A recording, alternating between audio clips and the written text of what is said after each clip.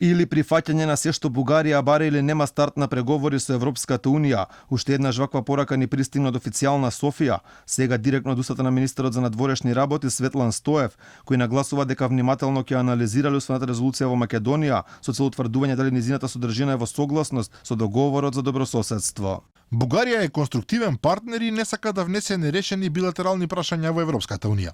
Ова не е во интерес ни на самата Унија. Треба да се свати дека темата е исклучително важна за нашата земја и за тоа постои национален консензус. Се потпираме на солидарноста на нашите европски партнери, што е основниот принцип во Унијата, кога една земја кандидат треба да започне преговори. Слична порака само со малку помек тон ни испрати и мандатарот за состав на новата бугарска влада Пламен Николов. Тој нарекувајќи на браќа порача дека немало насилно да не блокираат, но услов сепак останува да ги прифатиме нивните барања. По никаков начин, аз мога да се изразя по този начин. На никаков начин нема да ги притискаме нашите браќа и нема да ги лишуваме од шансата за европска иднина на некаков насилен начин, на начин на кој се однесуваат другите балкански држави. Но тоа не значи дека нема да обстојуваме на своите национални интереси.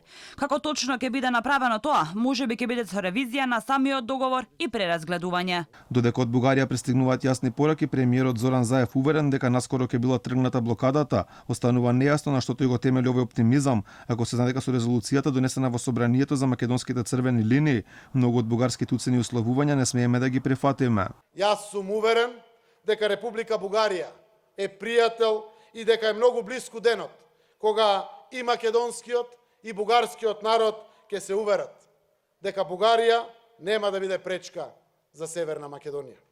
Заедно ќе го обезбедиме тоа, бидејќи од двете страни има паметни и способни луѓе, визионери, кои ќе си дадат шанса и ќе се разберат во интерес на своите народи. Како услов за напредок во евроинтеграциите, Бугарија од нас бара да прифатиме работи со кои директно судира по македонските национални интереси, односно бараат да признаеме дека не постоел македонски јазик и идентитет пред 1945 година, како и дека Гоце Делчев и други херои кои животот го положиле за Македонија биле бугари.